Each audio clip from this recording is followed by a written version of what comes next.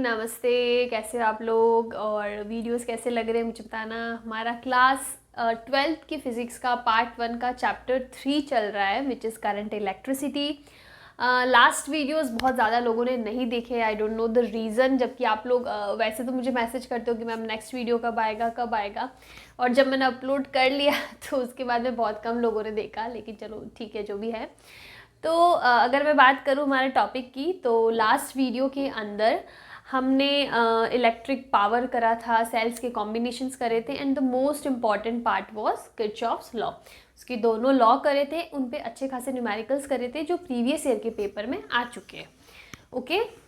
हाँ, मैं mainly JEE और नीट को फोकस कर रही हूँ। एडवांस के लिए जो न्यूमेरिकल्स रहते हैं ना, थोड़े से लेंदी साइड पे रहते हैं। अगर आप लोग को वो न्यूमेरिकल्स चाहिए तो मैं एक बार हमारा सिलेबस खत्म हो जाए उसके बाद में हम लोग वो वाले न्यूमेरिकल्स भी ले लेंगे, कि बिकॉज उसके अंदर एक दो टॉपिक और एक्स्ट्रा भी पढ़ने पड़ेंगे, तो वो हम लोग उस टाइम पे ले लेंगे अगर आप लोग बोलते हो तो। अदरवाइज जेई और मेंस वाला तो हो ही रहा है पार्ट हमारा। तो आज का हमारा जो पार्ट है वो लास्ट पार्ट रहेगा इस चैप्टर का which is current electricity. 4 part में मैंने किया है। आई वाज ट्राइंग कि मैं 3 पार्ट में कन्वर्ट कर लूँ, but the topics were very very lengthy, और उनको एक ही वीडियो में सम अप करना मुझे सही नहीं लगा, बिकॉज कहीं ना कहीं वो कॉम्प्रोमाइज़ हो जाता कॉन्सेप्ट्स के साथ। सो हम लोग ये लास्ट पार्ट लेके आए, और इस पार्ट के अंदर हम लोग पढ़ेंगे जो हमने अभी तक पढ़ी इलेक्ट्रिसिटी, उससे रिलेटेड चीज़ पर उसके कुछ इंस्ट्रूमेंट्स पढ़ेंगे। फॉर एग्जांपल सबसे पहले जो बेसिक कॉन्सेप्ट लगेगा, जो प्रिंसिपल लगेगा, वो व्हीटस्टोन ब्रिज के बारे में थोड़ा सा पढ़ेंगे। Then meter bridge and potentiometer पढ़ेंगे। एंड इसके अंदर एक टॉपिक और रहता है which is conversion of meter and conversion of galvanometer into meter and voltmeter. But वो टॉपिक हम लोग इस चैप्टर में नहीं करेंगे, मैं पहले ही बता रही हूँ। द रीज़न इज़ कि उसके अंदर आपको पहले गैल्वेनोमीटर को बहुत अच्छे से पढ़ना पड़ेगा, that is moving coil galvanometer. और वो हमारा जो नेक्स्ट वीडियो रहेगा, नेक्स्ट जो चैप्टर है मैग्नेटिक प्रॉपर्टीज, मैग्नेटिज्म हमारा उससे अगला वाला चैप्टर है। जो मैग्नेटिक प्रॉपर्टीज, मैग्नेटिक फील्ड वाला जो है ना, उसी के एंड में वो टॉपिक आता है moving coil galvanometer. So I was trying कि हम लोग पहले वो वाला टॉपिक पढ़ ले, देन हम लोग ये छोटा सा टॉपिक है, बहुत बड़ा टॉपिक नहीं है, conversion of galvanometer into ammeter and volt meter, छोटा सा टॉपिक है 5-10 मिनट का। सो मैंने सोचा कि वो उसी चैप्टर में करा देंगे ताकि आपको अच्छे से समझ में आए। पहले हम लोग मूविंग कॉइल गैल्वेनोमीटर पढ़ लेंगे, देन टॉपिक कर लेंगे। ओके, बहुत बातें हो गई। चलो अभी हम लोग टॉपिक स्टार्ट करते हैं। तो आज हम लोग इलेक्ट्रिकल इंस्ट्रूमेंट्स पढ़ेंगे। जो इंस्ट्रूमेंट्स वैसे आपकी अगर मैं बात करूँ उसकी एनसीईआरटी की बुक में, तो उसमें सिर्फ व्हीटस्टोन ब्रिज बता रखा है। उसमें एग्जांपल में इस प्रिंसिपल पे काम करने वाले मीटर ब्रिज और पोटेंशियोमीटर का नाम दे रखा है। उसमें पोटेंशियोमीटर और मीटर ब्रिज एक्सप्लेन नहीं कर रखा अच्छे से। सो सिलेबस वाइज यहाँ पे ज़्यादा अच्छे से मैं वो करा रही हूँ। तो सबसे पहले हम लोग पढ़ते हैं व्हीटस्टोन ब्रिज, बिकॉज इसी के प्रिंसिपल पे ये दोनों काम करने वाले हैं। व्हीटस्टोन ब्रिज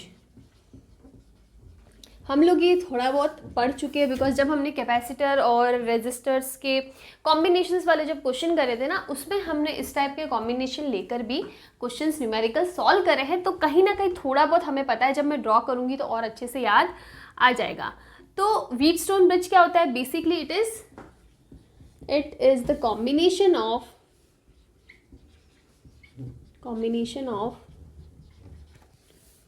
4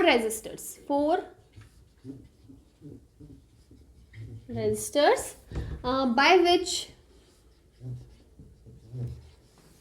unknown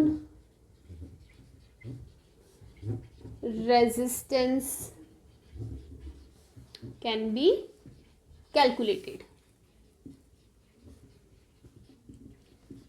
मेरा मतलब है कि यहाँ पे हम लोग जो व्हीटस्टोन ब्रिज होता है ना, which is basically combination of 4 resistances यहाँ पे होंगे। रेजिस्टर्स बोल दो, रेजिस्टेंस बोल दो, 4 रेजिस्टर्स यहाँ पे होंगे, और इसके प्रिंसिपल या फिर इसके कॉन्सेप्ट की हेल्प से उन 4 में से कोई एक अगर आपको नहीं गिवन है ना, that will be our unknown resistance, उसको हम लोग कैलकुलेट कर सकते हैं। This is the basic introduction of Wheatstone bridge. कैसे इसका कंस्ट्रक्शन होता है हम लोग पढ़ चुके हैं। हमारे पास होते हैं 4 पॉइंट्स, ठीक है। हम लोग पहले ड्रॉ कर लेते हैं।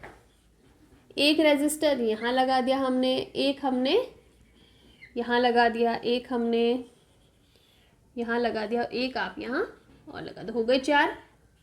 फिर यहाँ पे रहता है, हम लोग यहाँ पे एक एनर्जी का source, that is battery, cell, कुछ भी बोल दो, वो लगा देते हैं। आप चाहो तो एक की भी कनेक्ट कर सकते हो ऐसे कि जब सर्किट हमारा क्लोज सर्किट है तब हमने इसको ऐसे कर दिया, अदरवाइज इसको ऐसे कर दिया, बट नीड नहीं है, क्लोज सर्किट में हम लोग स्टडी करने वाले हैं, तो बनाओ नहीं बनाओ एक ही बात है, ठीक है। अब देखो यहाँ पे 4 रेजिस्टेंस होंगे, R1, R2, R3 and R4। Points की बात करूँ, this will be A, B, C and D, और इनके बीच में लगा हुआ रहता है एक galvanometer. This is our galvanometer. अब देखो, अब यहाँ से हमको क्या है, सोर्स मिल रहा है, सेल मिल रहा है, तो यहाँ से हमारे पास कोई करंट आई एंटर करेगा, करंट आई एंटर करेगा, ये 2 पार्ट्स में डिवाइड हो जाएगा, this will be I1 and this will be I2। ये I1 है, इसके अंदर भी वापस I1 ही निकलेगा, ये I2 है, यहाँ से वापस I2 निकलेगा, और वापस सम होके हमको क्या मिल जाएगा, जितना करंट एंटर किया उतना करंट एग्जिट होना चाहिए, हमारा किरचॉफ लॉ बोलता है, तो वहाँ से ये चीज़ कनेक्ट कर सकते हैं हम। तो this is the very basic construction. और जो गैल्वेनोमीटर में करंट फ्लो होता है ना, वो इस डायरेक्शन में होता है IG, आप देखो ऐसे ऐसे चला जाएगा, ठीक है। So this will be current IG। But हमने बात करी गैल्वेनोमीटर की, तो इसका बेसिक प्रिंसिपल है, the condition is, the condition for what, the condition for balanced Wheatstone bridge, कि अगर हम लोग balance, this is the basic construction, लेकिन हम लोग बैलेंस कंडीशन की बात कर रहे हैं ना, तो बैलेंस कंडीशन में this current IG should be 0, ये 0 होना चाहिए। अब ये करंट IG कब 0 होगा, जब हमारा, पहले भी पढ़ चुके लेकिन फिर से बता रही हूँ, जब अगर हमारा B पॉइंट पे पोटेंशियल और D पॉइंट पे पोटेंशियल सेम हो, जब दोनों पे पोटेंशियल सेम होगा तो इनके बीच का पोटेंशियल डिफरेंस क्या हो जाएगा, 0 हो जाएगा, और जब पोटेंशियल डिफरेंस 0 होगा ना, तो ये करंट IG भी 0 होगा। तो सबसे पहली चीज, अगर हम लोग बैलेंस व्हीटस्टोन ब्रिज की बात करेंगे, तो दिस करंट IG, जो गैल्वेनोमीटर से जो करंट पास हो रहा है ना, वो 0 हो जाएगा। इसका मतलब गैल्वेनोमीटर से कोई करंट पास नहीं होगा। ये जो गैल्वेनोमीटर होता है ना, ये बहुत ही, अब आप लोगों में से काफ़ी लोगों ने अगर अमीटर वोल्टमीटर पढ़ लिया होगा, तो आपको ये चीज़ लगेगी यार अमीटर भी करंट को मेजर करने का ये काम करता है, तो यहाँ पे अमीटर क्यों नहीं लगाया है? इसलिए नहीं लगाया बिकॉज गैल्वेनोमीटर जो होता है ना, वो बहुत ही छोटे से करंट्स को मेजर करने के लिए होता है। मिली एम्पियर, माइक्रो एम्पियर वाला जो करंट होगा ना, उसको मेजर करने के लिए होता है। और यहाँ पे जो ये एक नीडल होती है ना, वो सिर्फ डिफ्लेक्शन को शो करती है। अगर हमको करंट मिल रहा है, डिफ्लेक्शन होगा, ज़्यादा करंट मिल रहा है, ज़्यादा डिफ्लेक्शन होगा, और ज़्यादा करंट होगा और ज़्यादा डिफ्लेक्शन मिलेगा। लेकिन एक लिमिट पे आगे जब इसका डिफ्लेक्शन ऐसा हो गया, मैक्सिमम, फॉर एग्जाम्पल ये ऐसा है, ठीक है, और मैक्सिमम डिफ्लेक्शन हमें मिल गया, दिस इज 0.0, मैक्सिमम डिफ्लेक्शन मिल गया। अब उसके बाद में आप करंट को और बढ़ाओगे ना, तो डिफ्लेक्शन, नीडल और कहीं नहीं जा सकती, नीडल फिर यहाँ पे स्टेबल हो जाती है, उसके ज़्यादा करंट शो नहीं करती। इसीलिए हम लोग इसको बोलते हैं कि बहुत ही कम करंट्स को शो करने के लिए हम लोग गैल्वेनोमीटर को यूज़ करते हैं, जो डिफ्लेक्शन, नीडल के डिफ्लेक्शन के थ्रू हमें करंट की वैल्यू देती है। तो जब भी हम लोग, this is the basic construction, जब भी हम लोग बैलेंस व्हीटस्टोन ब्रिज की बात करेंगे ना, तो यहाँ पे गैल्वेनोमीटर के अंदर कोई करंट पास नहीं होता है, IG करंट 0 होता है, बिकॉज B पॉइंट का पोटेंशियल और D पॉइंट का पोटेंशियल सेम होता है, सेम होगा, तो जो VBD जो पोटेंशियल डिफरेंस हो जाएगा, क्या हो जाएगा, 0 हो जाएगा। पोटेंशियल डिफरेंस 0 है तो यहाँ पे कोई करंट पास नहीं करेगा। तो यहाँ पे कंडीशन आती है, ये जो कंडीशन है ना, ये कब फॉलो होगी, मैं जो बोल रही हूँ ना बैलेंस, जब दोनों का पोटेंशियल सेम होगा, ये कब पॉसिबल है, जब हमारे पास कंडीशन है if R1/R3 equals to R2/R4। यही चीज़ हमने क्वेश्चंस में भी पढ़ी थी कि जब रेजिस्टेंस का रेशियो ऐसे इक्वल होना, तब बीच वाले में कोई करंट पास नहीं होता, और बीच में जो भी रेजिस्टर हमने लगाया रखा होता है ना, उसको हम लोग इग्नोर कर देते थे। यही हमने न्यूमेरिकल्स में सॉल्व किया था, वही यहाँ पे हम लोग इसको चीज़ को थ्योरेटिकली बोल रहे हैं कि जब कंडीशन है, दिस इज द कंडीशन, मैंने बोला ना कि बैलेंस्ड व्हीटस्टोन क्या होगा, जहाँ पे इसमें कोई करंट पास नहीं होगा। तो कब होगा, जब ये कंडीशन फॉलो हो रही है कि R1/R3 इक्वल्स टू R2/R4। अगर ये कंडीशन ट्रू है तो हमारे पास ये दोनों सेम पोटेंशियल पे मिलेंगे और इनके बीच में कोई करंट पास नहीं होगा। करंट पास नहीं होगा इसका मतलब गैल्वेनोमीटर में कोई डिफ्लेक्शन नहीं होगा, दिस इज 0 डिफ्लेक्शन। और आगे जो हम लोग दोनों चीज़ें पढ़ने वाले हैं ना, दोनों इंस्ट्रूमेंट्स, मीटर वेज और पोटेंशियोमीटर, तो वहाँ पे हम लोग बोलेंगे it works on the principle of 0 deflection method और on the balance Wheatstone bridge. Balance नहीं बोलो कि व्हीटस्टोन ब्रिज पे प्रिंसिपल पे काम करता है, on the condition of 0 deflection. Okay, so this is very simple, I think अभी तक यहाँ पे कुछ नहीं है। अगर हमें इस कंडीशन को प्रूव करना है ना तो भी हम कर सकते हैं। कैसे?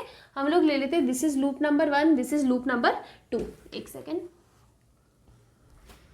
Okay, this is loop number 1, this is loop number 2। हम लोग दोनों की दोनों लूप में KCL लगा दो, आपको मिल जाए, सॉरी KVL लगा दो, आपको मिल जाएगा। फॉर एग्जाम्पल मैं लूप नंबर 1 की बात करती हूँ। कोई भी आप एक डायरेक्शन ले लो, फॉर एग्जाम्पल मेरी डायरेक्शन ऐसे डायरेक्शन है। अब देखो यहाँ से स्टार्ट करो, इस रेजिस्टेंस के अक्रॉस हमारी करंट की डायरेक्शन भी ऐसे और हम भी ऐसे ही जा रहे हैं, तो ऑपोजिट वोल्टेज ड्रॉप मिलेगा।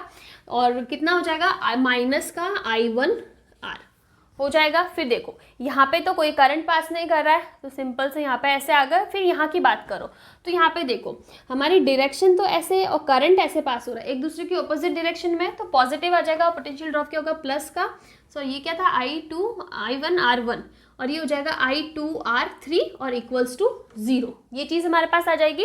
यहाँ से हमें मिल जाएगा I1R1 equals to I2R3। This is our equation number 1 हो गया। अब हम लोग लूप 2 की बात करते हैं। लूप 2 की बात करो, इसमें आप ले लो इस टाइप की डायरेक्शन ले लो, ठीक है।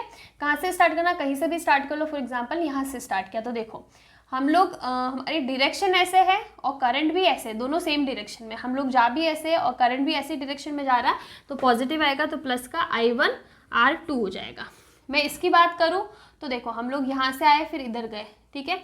हमारी डायरेक्शन ऐसे जा रही है और करंट ऐसे जा रहा है, मतलब एक दूसरे की क्या है? ऑपोजिट है, एक दूसरे के ऑपोजिट है, तो नेगेटिव साइन आएगा, तो यहाँ ड्रॉप हो जाएगा माइनस का I2R4 इक्वल्स टू 0।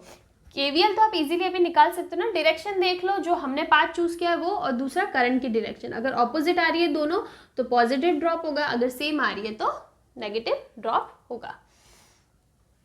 ओके, तो अब देखो यहाँ पे क्या हो रहा है। यहाँ पे इक्वेशन हो जाएगी I1R2 equals to I2R4। This is equation number 2। अब इक्वेशन नंबर 1 और इक्वेशन नंबर 2 को डिवाइड कर दो तो हमें क्या मिलेगा? देखो I1R1 upon I1R2 equals to I2R3 equals to I2R4 मिल जाएगा। ये कैंसिल हो जाएगा, ये कैंसिल हो जाएगा, तो यहाँ से हमें क्या मिल रहा है? R1 upon R2 equals to R3 upon R4। अब ये वाली कंडीशन और ये वाली कंडीशन सेम ही है। देखो आप इसको आगे चेंज करोगे ना क्रॉस में, तो ये R1 अपॉन R2 को इधर ले आओ, R3 को इधर ले आओ, तो R3 अपॉन R4 सेम ही चीज़ आएगी। तो यहाँ से हम लोग KVL के थ्रू हमारी इस कंडीशन को प्रूव भी कर सकते हैं, लेकिन वहाँ पे हमको पहले से एज्यूम करना पड़ेगा कि यहाँ पे कोई करंट पास नहीं हो रहा है, अदरवाइज इस करंट को भी काउंट करोगे तो हमारी ये कंडीशन नहीं आएगी। ये तो बात है ना। कंडीशन कब है? जब यहाँ पे जीरो करंट है, इसका ऑपोजिट जीरो करंट है तब है ये कंडीशन, ठीक है। दोनों एक दूसरे के कॉम्प्लीमेंट्री और एक दूसरे को प्रूव करते हैं। तो यहाँ से हमने इस कंडीशन को लेके चीज़ प्रूव कर दी कि कैसे हम लोग बोल सकते हैं कि ये चीज़ होनी चाहिए। तो ये बहुत ही बेसिक सा इसका कंस्ट्रक्शन हो गया, इसकी कंडीशन हो गई, जो मेन चीज़ें होती थी वो इसके अंदर हो गई। अब अगर हम लोग बात करें इसके आगे, इसके अंदर क्या आ जाएगा, तो यहाँ पे हम लोग इसके ऊपर एक न्यूमेरिकल सॉल्व कर देते हैं कि हमने बोला ना स्टार्टिंग में कि इसकी हेल्प से हम लोग अननोन रेजिस्टेंस को कैलकुलेट कर सकते हैं। तो कैसे कर सकते हैं? तो एक छोटा सा हम लोग क्या ले लेते हैं, इसका न्यूमेरिकल ले लेते हैं।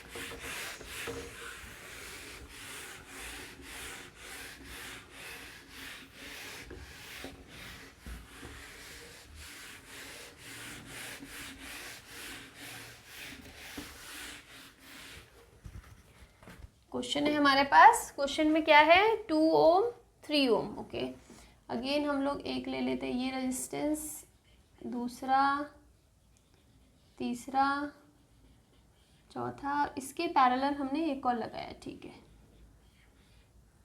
This is 2 ohm, this is 3 ohm, this is 4 ohm I guess, या this is 4 ohm, this is 9 ohm and this is some resistance X। यहाँ पे हमने एक बैटरी लगा दी है, कुछ भी ले लो, 10 वोल्ट ले लो, ठीक है। ये हमारा सर्किट है। व्हीटस्टोन ब्रिज आपको दिख रहा है, बीच में मैंने पहले से ले लिया, जीरो करंट फ्लो हो रहा है तो उसको शो करने की ज़रूरत नहीं है। अब हमें क्वेश्चन में पूछा है फाइंड X, और क्वेश्चन में गिवन है कि this Wheatstone bridge is balanced Wheatstone bridge, ठीक है। क्वेश्चन में गिवन होगा, बैलेंस होगा ना तभी वो रेशियो अप्लाई कर सकते हो, अदरवाइज नहीं कर सकते हो ना। तो क्वेश्चन में गिवन है कि find the value of resistance X for this balanced Wheatstone bridge. सब वैल्यूज आपको गिवन है। तो हमारी कंडीशन क्या बोलती है? 2/4 इक्वल्स टू 3/8 दिस। अब ये और दिस, ये दोनों क्या है, पैरेलल में है, पैरेलल रेजिस्टेंस है, तो हम लोग इसको लिख सकते हैं ना, इसका जो इक्विवेलेंट रेजिस्टेंस होगा क्या होगा, 9 into x upon 9 plus x, ऐसे ही लेते हैं एक्स को ऐसे, ठीक है। ये चीज़ तो अभी तक आपको पता है, तो 3 अपॉन ये आ जाएगा 9x multiply by 9 plus x. अब देखो क्या सॉल्व हो सकता है, अगर आप इसको आगे सॉल्व करते हो ना तो हो जाएगा 18x equals to 12 9 plus x, और आगे सॉल्व करो 18x is equal to 12 into 9 108 plus 12x, transfer करो ये हो जाएगा 6x इक्वल्स टू 108 और x is equal to 108 upon 6, कितना हो रहा है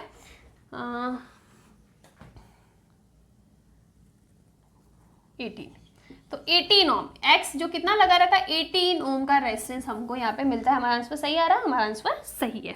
तो इस टाइप से आप अननोन रेजिस्टेंस निकाल सकते हो। अब ये अननोन रेजिस्टेंस है, इसके पैरेलल में हो, किसी के सीरीज में हो, किसी के भी पैरेलल में, आप इजीली आपको देखना है कि रेशियो के अकॉर्डिंग आपको पैरेलल का या सीरीज का इक्विवेलेंट निकाल के इसको सॉल्व कर देना है। सिंपल सा है। तो ये बहुत ही सिंपल सा जो प्रिंसिपल हम लोग लगाने वाले हैं ना, उसके लिए हमने व्हीटस्टोन ब्रिज पढ़ा। अब इस प्रिंसिपल पे बेस्ड हम लोग इंस्ट्रूमेंट पढ़ते हैं। 2 इंस्ट्रूमेंट है, फर्स्ट है हमारा मीटर ब्रिज, इसको हटा देते हैं।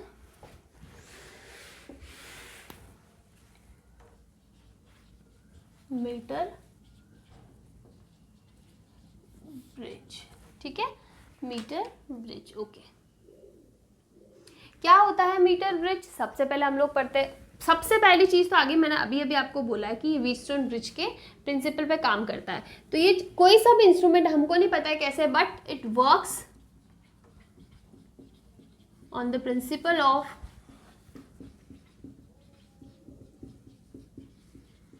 जीरो डिफ्लेक्शन मेथड या फिर बैलेंस्ड व्हीटस्टोन ब्रिज, दोनों में से आप जो भी बोलो। अगर बैलेंस्ड व्हीटस्टोन ब्रिज है तो ऑटोमेटिकली वो जीरो डिफ्लेक्शन पे ही काम कर रहा है, ठीक है। और अगेन इससे हम लोग क्या कर सकते हैं, इससे भी हम लोग क्या कर सकते हैं, टू फाइंड और to measure the unknown resistance, ठीक है। इसकी जो एप्लीकेशंस है वो सेम है, व्हीटस्टोन ब्रिज में भी हम लोग अननोन रेजिस्टेंस को निकाल रहे थे, इसमें भी निकाल रहे हैं, but the construction is different, the principle is same. Wheatstone bridge अगर हम लोग अननोन की बात करते हैं, that also works on the principle of zero deflection method, and this meter bridge also works on the principle of zero deflection method if we want to find the unknown resistance, okay. अब हम लोग बात करें इसकी construction की। तो metres bridge में तो सबसे पहले हमारे पास 1 मीटर का एक वायर होता है, 1 मीटर का क्या होता है, वायर होता है। और ये जो वायर 1 मीटर यानी 100 सेंटीमीटर, और ये जो वायर होता है ना वो एलोइस का बना रखा होता है। एलोइस क्या होता है, हमने पढ़ा है केमिस्ट्री में, बहुत अच्छे से पढ़ा होता है कि ये एलोइस का ही हमने किस लिए लिया, एलोय क्यों लिया, क्योंकि ये क्या होता है ना, इसका जो रेजिस्टेंस है उसका जो टेम्परेचर डिपेंडेंसी है ना वो बहुत कम होती है।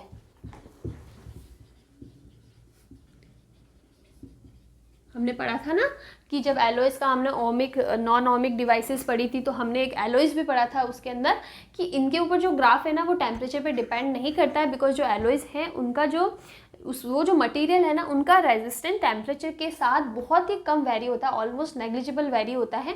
इसीलिए हम लोग इनको यूज़ करते हैं ताकि हम लोग टेम्परेचर को बढ़ा भी रहे कम भी करें तो उसके रेजिस्टेंस पे ज़्यादा फर्क नहीं पड़ना चाहिए, बिकॉज सारा खेल यहाँ पे रेजिस्टेंस का, हम लोग मोस्टली रेजिस्टेंस की बात कर रहे हैं, अननोन रेजिस्टेंस निकाल रहे हैं, कॉम्बिनेशन निकाल रहे हैं।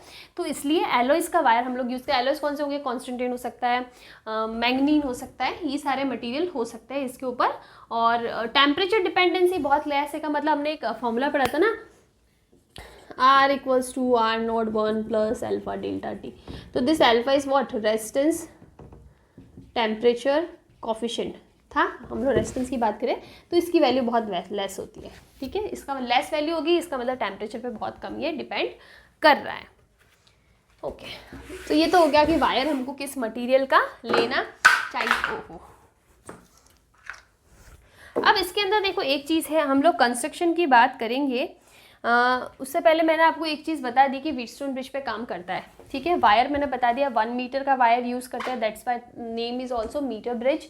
1 metre is like 100 centimetre, is 100 centimetre, not like.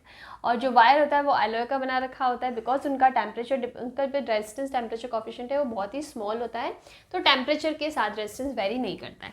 तो हमारे पास ये वायर हो गया, ठीक है, दिस इज़ द वायर। और इसको मेजर करने के लिए यहाँ पे नीचे एक स्केल लगा रखी होगी, ठीक है, ताकि हम लोग पूरा 100 सेंटीमीटर चाहिए ना, इस टाइप से, इस टाइप से। और इसकी टोटल लेंथ क्या होती है, L, विच इज़ 100 सेंटीमीटर। अब क्या होता है इसके अंदर, अब होता है यहाँ पे हमारे पास लगा रखी होती है 2 कॉपर प्लेट, इधर और इधर भी, इस टाइप से। ये क्या होती है, copper plates, actually very thick copper plates बोलेंगे हम लोग, वेरी थिक कॉपर प्लेट्स, या फिर हम लोग बोले मेटालिक प्लेट्स। मेटालिक ले लो, कॉपर ले लो, लेकिन मोस्टली हम लोग कॉपर को ही प्रेफर करेंगे। यहाँ पर कॉपर की प्लेट्स लगा रखी होती है, ओके। फिर हमारे पास होता है यहाँ पे बीच में एक छोटा सा कनेक्शन होता है, इनके बीच में हम लोग एक रेजिस्टेंस ऐड करते हैं, और इनके बीच में हम लोग एक रेजिस्टेंस ऐड करते हैं। This is mostly like unknown resistance, जो हम लोग कैलकुलेट करते हैं ना, वो लिख सकते हैं, इसको लिख दो एस, अननोन रेजिस्टेंस, और ये हो जाएगा हमारा known resistance R. This is, कोई सा भी ले सकते हो, देखो आप इधर अननोन लगा के इधर नोन भी लगा सकते हो, बस आप जब कैलकुलेशन करो ना तब आपको पता होना चाहिए कि हमारा आर नोन है या अननोन है। वो चीज़ है, काफ़ी जगह आपको यहाँ पे अननोन मिलेगा, काफ़ी जगह यहाँ मिलेगा, ठीक है। और यहाँ पे जो रेजिस्टेंस हम लोग नोन वाला लगाते हैं ना, वहाँ पे हम लोग रेजिस्टेंस बॉक्स भी लगा सकते हैं, RB, इस टाइप से RB भी लगा सकते हैं। उसमें क्या होता है, रेजिस्टेंस बॉक्स में ना अलग अलग रेजिस्टेंस होते हैं, कोई 5 ओम का, कोई 10 ओम का, 15 ओम का। तो की को हटा के एक आपने, अगर आपने अभी तक अपनी लैब वगैरह देखी है तो उसमें आपने देखा होगा कि बॉक्स होता है, की को हटाया, कनेक्ट किया, 5 ओम का चाहिए, 6 ओम का चाहिए, 7 ओम का चाहिए, अलग अलग वैल्यूज होती है, जिसको आप कनेक्ट करोगे वो ओम का रेजिस्टेंस कनेक्ट हो जाता है। तो ये ज़्यादा प्रेफरेबल होता है, बिकॉज यहाँ पे आप अपने अकॉर्डिंग आपको कैसा रेजिस्टेंस चाहिए, अलग अलग रेजिस्टेंसेस के लिए वैल्यू कैलकुलेट कर सकते हैं। तो या तो रेजिस्टेंस बॉक्स ले लो, या फिर एक फिक्स्ड रेजिस्टेंस के लिए कर रहे हो तो सिर्फ RB लिख सकते हो। This is our known, this is unknown, कुछ भी ले लो, ये अननोन ले लो, ये नोन ले लो, बस आपको कैलकुलेशन में पता होना चाहिए, ठीक है। अब देखो, अब यहाँ से एक लगा रखी होती है जॉकी, जॉकी के बीच में होता है गैल्वेनोमीटर, और ये होता है हमारा वायर पे कनेक्ट होती है। This is what, jockey, J लिख दो आप इसको यहाँ पे। ये भी एक मेटेलिक रॉड होती है, और ये जीरो डिफ्लेक्शन को शो करती है, मतलब जहाँ पे, जिस पॉइंट पे, जिस मतलब लेंथ पे स्केल है ना, कि वायर के इधर रखा तो हमको जीरो डिफ्लेक्शन मिलेगा। इसका मतलब है हम लोग क्या करते हैं, अब जब प्रैक्टिकल्स में भी देखोगे कि हम लोग इस जॉकी को मूव करते हैं इस स्केल पे, और जहाँ पे इसके अंदर जीरो डिफ्लेक्शन मिल गया वहाँ पे हमारा सर्किट बैलेंस्ड हो गया। अगेन मैं आपको बता देती हूँ, गैल्वेनोमीटर से कनेक्टेड एक जॉकी होती है, जॉकी में आगे एक छोटी सी मेटालिक रॉड होती है। आप क्या करते हो, इस स्केल पे इसको मूव करते हो, इधर मूव किया, इधर मूव किया, कहीं सब जगह थोड़ा थोड़ा डिफ्लेक्शन मिलता है। फिर आपको वो पॉइंट फाइंड करना है जहाँ पे गैल्वेनोमीटर में जीरो डिफ्लेक्शन है। जैसे ही हमको जीरो डिफ्लेक्शन मिला, हमें हमारा बैलेंस्ड व्हीटस्टोन ब्रिज वाला कॉन्सेप्ट लगाने के लिए हमको एकदम मतलब जो हमारा जो ये मीटर ब्रिज है वो रेडी है, क्योंकि यहाँ पे हम लोग बैलेंस व्हीटस्टोन बोल सकते हैं, बिकॉज हमारा गैल्वेनोमीटर क्या दिखा रहा है, जीरो डिफ्लेक्शन मेथड दिखा रहा है। Total length is capital L ले लो। जहाँ पे ये डिफ्लेक्शन दिखा रहा है ना, तो अब ये वाली लेंथ ले लो स्मॉल l, और पीछे की लेंथ क्या हो जाएगी, टोटल 100 है ना, तो ये हो जाएगा 100 माइनस l। हो सकता है यहाँ पे कोई प्रॉब्लम नहीं है, जहाँ पे जीरो डिफ्लेक्शन दिखा रहा है तो एक साइड वाली लेंथ l ले लो, और एक साइड वाली लेंथ 100 माइनस l ले लो। अब यहाँ पे एक चीज़ आएगी कि लेट्स हमने कंसीडर कर दिया, एक बार देखते हैं कि हम लोग इसके अंदर न्यूमेरिकल्स को कितना लेने वाले हैं, ठीक है, न्यूमेरिकल तो बात की बात है।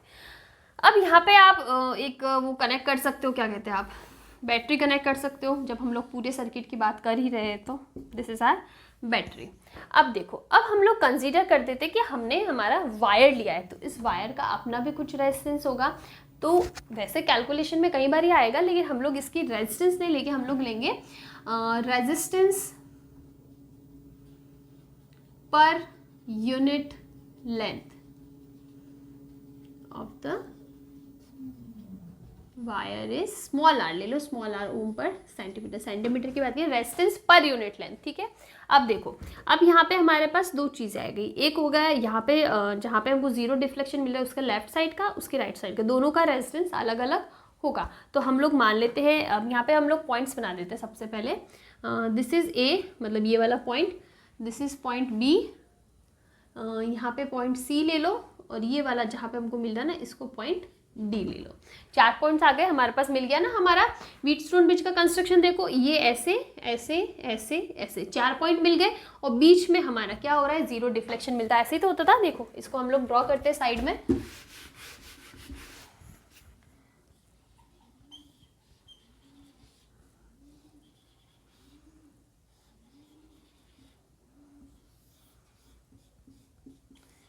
ये हो गया हमारा व्हीटस्टोन, ये हो गया हमारा आर, ये हो गया एस। इसको हम लोग क्या लिख सकते हैं, आर, और ये वाली लेंथ ले लो ए डी, और ये वाला रेजिस्टेंस हो जाएगा आर और D B, R D B, और बीच में क्या लगा रखा है हमारा, गैल्वेनोमीटर लगा रखा है, और ये ऐसे जॉकी से इसे कनेक्ट हो रहा है, हमको जीरो डिफ्लेक्शन मिल रहा है। सेम मैंने इसी को व्हीटस्टोन में बना दिया। अब आपके लिए चीज़ें करना ज़्यादा इजी हो जाएगा कि हमें बैलेंस व्हीटस्टोन, सबसे पहली चीज़ होती है कि हमें व्हीटस्टोन है या नहीं है, तो हाँ है, हमको दिख रहा है व्हीटस्टोन है, 4 रेजिस्टेंसेज है और इस फॉर्म में कनेक्टेड है 4 पॉइंट्स के बीच में, तो हमको व्हीटस्टोन मिल रहा है। क्या ये बैलेंस कंडीशन में, मतलब जीरो डिफ्लेक्शन मेथड पे काम करता है, तो क्या ये है, हाँ है, क्योंकि हमने जॉकी को ऐसे पॉइंट पे सेट किया जहाँ पे हमको गैल्वेनोमीटर में जीरो डिफ्लेक्शन मिल रहा है। एक साइड लेंथ स्मॉल एल ले ली, एक बार 100 माइनस एल ले ली, हो गया। अब देखो अब क्या करना है, अब आप जो कंडीशन आपके पास है ना, वो आप वो कंडीशन लगा दो। कंडीशन क्या बोलती है, इसको मैं हटा देती हूँ। कंडीशन क्या बोलती है कि R by R D, R by R A D equals to क्या होना चाहिए, S by R D B. यही कंडीशन बोलती है ना हमारी बैलेंस व्हीटस्टोन में, ही हमने लगा दी। अब यहाँ पे है कि इन दोनों रेजिस्टेंस की वैल्यू कैसे निकाले, तो हमने पूरे वायर के लिए रेजिस्टेंस पर यूनिट लेंथ है ना, उसको कितना माना है, स्मॉल आर माना है स्मॉल आर। तो अगर ये resistance per unit length small are है, तो अगर मैं इतने छोटे पोर्शन के लिए बात करूँ, R A D upon small L B, R होगा, because resistance per unit length है, तो आप उस वायर में कहीं पे भी जाओ, इसकी वैल्यू चेंज नहीं होने वाली, इसकी वैल्यू सेम ही रहने वाली, चाहे आर ए डी की बात करूँ चाहे आर डी बी की बात करूँ। तो अगर मैं आर ए डी की बात करूँ तो ये इतनी लेंथ के लिए था, एल लेंथ के लिए था ना, तो मैंने मान लिया कि आर ए डी, ठीक है, ये रेजिस्टेंस ये लेंथ एल, तो R A D by L equals to R, small R ही रहेगा, चाहे मैं उस पॉइंट वायर पे कहीं पे भी पॉइंट पे बात करूँ। तो यहाँ से आपको आर ए डी क्या मिल जाएगा, स्मॉल आर इंटू एल, ठीक है। अब मैं अगर बात करूँ बी डी की, बी डी है, हाँ B D, R B D, तो इसकी लेंथ कितनी है, 100 माइनस एल, 100 माइनस एल है, तो इसके लिए क्या हो जाएगा, R B D upon 100 minus L, length अलग है तो अलग हो जाएगा, और ये कितना रहने वाला, smaller. Resistance per unit length तो पूरे वायर के लिए बात करें तो पूरे वायर पे सेम ही रहेगा। तो यहाँ से आर बी डी निकाल दो, कितना हो जाएगा, small R into 100 minus L, हो गया। ये दोनों की वैल्यू आप हमारे इस फॉर्मूले में पुट कर दो, ये कंडीशन के अंदर पुट करो, क्या हो जाएगा, R upon R A D यानी small R L, S upon R D B यानी ये value small R 100 minus L. आप स्मॉल आर से स्मॉल आर कैंसिल कर दो, और हमारे पास क्या आ रहा है, R upon L equals to S upon 100 minus L. अब आपको क्वेश्चन में जो भी नोन गिवन है, जो भी अननोन गिवन है, आर गिवन है, एस गिवन है, आप इस फॉर्मूला को यूज करके वैल्यू निकाल सकते हैं। अगर मान लो आर अननोन है तो क्या हो जाएगा, R equals to S L 100 minus L. अगर आपका एस अननोन है तो एस इक्वल टू हो जाएगा R 100 minus L upon L. हमें सिर्फ एक रेजिस्टेंस की वैल्यू चाहिए, और हमको ऐसा पॉइंट चाहिए जहाँ के हमको जीरो डिफ्लेक्शन मिल रहा है, यानी एल की वैल्यू चाहिए, और हमारे पास अननोन रेजिस्टेंस की वैल्यू मिल जाएगी। सिंपल सा है फॉर्मूला, बस यहाँ पे ये कैलकुलेशन देखो, फॉर्मूला इसका डेरिवेशन इतना इंपॉर्टेंट नहीं है, ये फॉर्मूला इंपॉर्टेंट है। आपको फॉर्मूला देखना है, और इस फॉर्मूला को बस रट मत लेना कि एस और आर एस, आपको पता होना चाहिए कौन सा नोन है कौन सा अननोन है, अकॉर्डिंगली लगेगा। मतलब आपको ये जो कंस्ट्रक्शन है ना पता होना चाहिए, फिर ही आप इस कंडीशन को सेटिस्फाई कर पाओगे, ठीक है, हो गया, ओके। या फिर अगर हम हमको और सिंपली करें ना, तो देखो हम लोग ऐसे कर सकते हैं।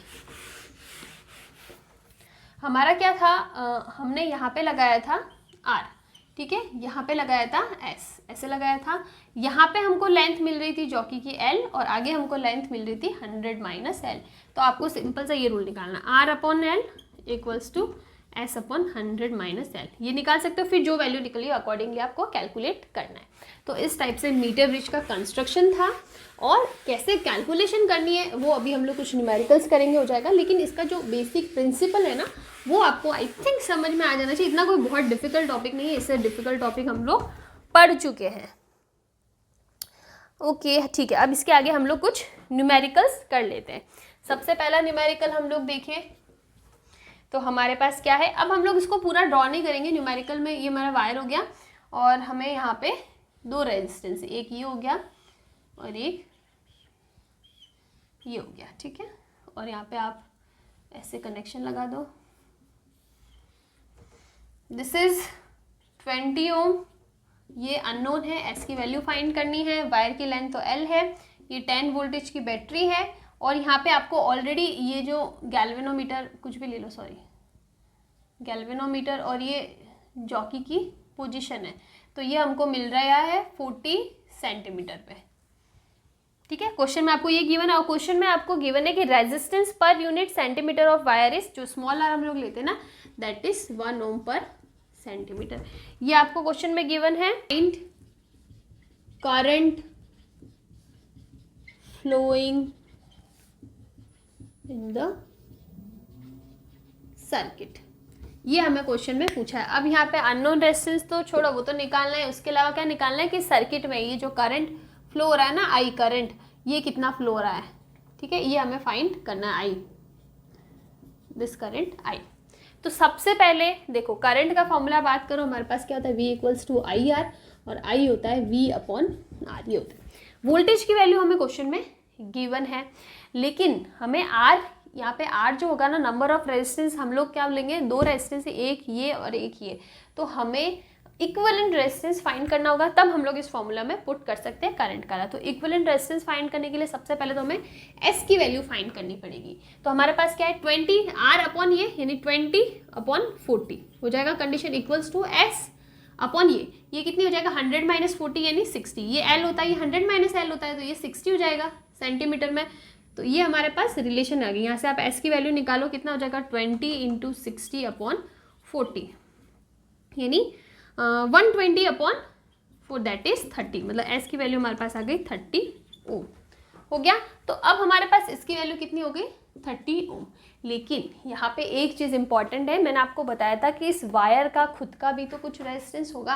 क्वेश्चन में नहीं गिवन है, कोई बात नहीं, लेकिन अगर आपको गिवन है तो कैलकुलेट करना पड़ेगा। क्वेश्चन में हमको गिवन है कि इस वायर का रेजिस्टेंस पर यूनिट सेंटीमीटर कितना है, 1, और इसकी टोटल लेंथ कितनी है, हमें टोटल वायर का रेजिस्टेंस चाहिए। जब पर यूनिट सेंटीमीटर का 1 है तो टोटल लेंथ 100 है, तो ये क्या हो जाएगा, 100 इंटू आर, यानी 100 इंटू 1, इसका मतलब ये हो गया 100 ओम। मतलब इस वायर का जो रेजिस्टेंस है ना, वो हमारे पास कितना आया, 100 ओम आया। तो अब देखो, अब हमारे पास कनेक्शन कैसा है, ये है और वायर का भी है, तो हमने इसको ऐसे बना दिया, ऐसे हो गया। ये कितना हो जाएगा, 100 ओम, ये कितना है 20 ओम, ये कितना है 30 ओम। अब आपको इस कॉम्बिनेशन का क्या बनाना है, इस कॉम्बिनेशन का बनाना है इक्विवेलेंट रेजिस्टेंस। तो ये दोनों तो क्या हो जाएंगे, 50 हो जाएंगे, दोनों क्या है सीरीज में, तो मैं ऐसे कर सकती हूँ, ये हो गया हमारे पास 50 ओम। अब देखो क्या 50 ओम और 100 ओम क्या है, आपस में पैरेलल है बिकॉज यहाँ पे बीच में पॉइंट है। अगर कुछ कनेक्शंस वगैरह बीच में नहीं होता है तो हम लोग इसको भी सीरीज में लेते हैं, आगे ऐसे क्वेश्चन भी आएंगे, बट ये दोनों पैरेलल में है। तो इक्विवेलेंट क्या हो जाएगा, 50 इंटू 100 अपॉन 50 प्लस 100, यानी 55,000 अपॉन 150, ये गया। और हमारे पास इसका रिजल्ट हमने कैलकुलेट कर रखा है क्या, 5 से डिवाइड कर दो, हाँ 100/3 ओम। ये हमारे पास क्या आ गया, इक्विवेलेंट रेजिस्टेंस आ गया हमारे पास 100/3। ये हमारा क्या है, इक्विवेलेंट रेजिस्टेंस REQ है। अब देखो हमें क्या निकालना, करंट की वैल्यू निकालनी, which is V upon REQ हो जाएगा। I इक्वल टू V की वैल्यू कितनी है, 10 अपॉन 100 इंटू 3, मतलब क्या हो जाएगा 30 upon 100, which is 3/10, which is 0.3 ampere current is flowing in this circuit. इस टाइप से आपको ये कैलकुलेशन करनी है। क्वेश्चन बहुत ज़्यादा डिफिकल्ट नहीं था, इजी ही था। बस आपको अगर क्वेश्चन में रेजिस्टेंस पर यूनिट गिवन है ना, तो मतलब समझ लेना कि हमें वायर का रेजिस्टेंस भी कैलकुलेट करना पड़ेगा। अगर नहीं गिवन है तो आप वैसे भी कैसे कैलकुलेट करोगे, होता है लेकिन क्या पता नेग्लिजिबल हो, बिकॉज अगर नहीं गिवन है तो कैलकुलेशन में ले ही नहीं सकते। तो रेजिस्टेंस पर सेंटीमीटर या फिर वायर का खुद का ही गिवन है तो आपको क्वेश्चन में वो उस चीज़ को लेना पड़ेगा। अब देखो, अब हमारे पास क्या एक और क्वेश्चन है। क्वेश्चन में हमको ट्राइंगल शेप में दे रखा है, तो ये हो जाएगा कुछ ऐसे हो गया। अब यहाँ पे हमको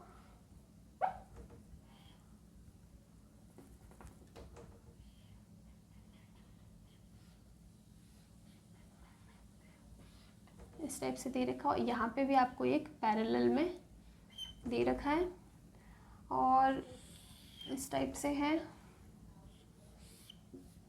बैटरी। वैल्यूज देख लो, this is 6 ohm, 2 ohm and 3 ohm, 2 ohm 3 ohm. This is, इसकी वैल्यू कुछ भी ले लो, 10 वोल्ट ले लो, और ये है 4 ओम एंड दिस इज एस, और ये बीच में कनेक्ट कर रखा है गैल्वेनोमीटर और जॉकी की कंडीशन जे, और ये हमको गिवन है 25 सेंटीमीटर, मतलब 25 सेंटीमीटर पे हमको जीरो डिफ्लेक्शन गिवन है। अब क्वेश्चन में मिलेगा फाइंड एस। जॉकी गिवन है, डिफ्लेक्शन का मतलब गिवन है, तो व्हीटस्टोन ब्रिज आएगा। बस कंस्ट्रक्शन अलग अलग है, यहाँ पे भी रेजिस्टेंस 4 है, देखो 1 2 3 4, ये सारा कॉम्बिनेशन है तो इसको एक कंसीडर करेंगे, ये कॉम्बिनेशन है एक कंसीडर करेंगे।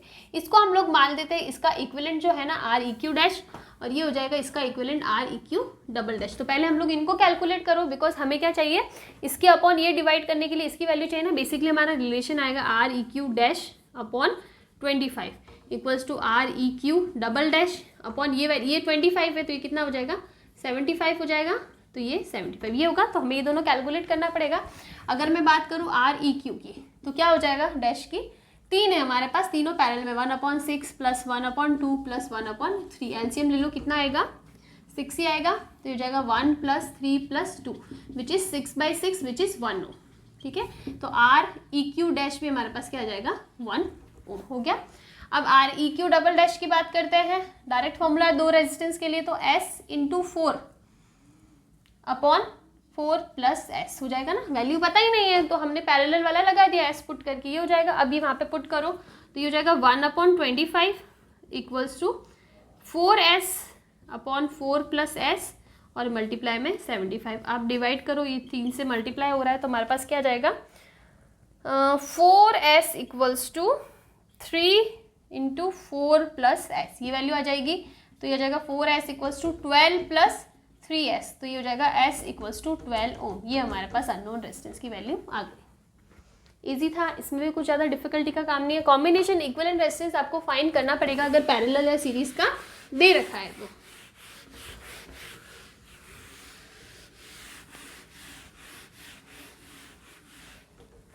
ठीक है, नेक्स्ट करते हैं। नेक्स्ट क्वेश्चन में हमें गिवन है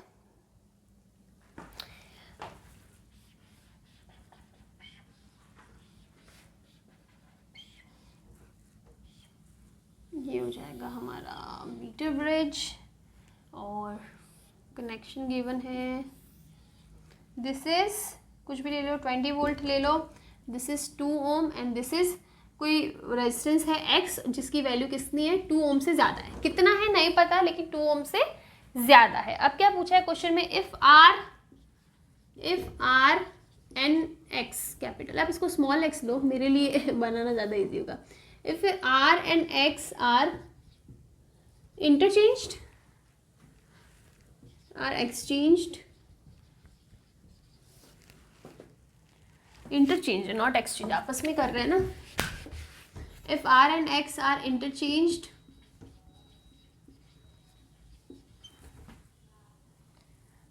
then balance point is displaced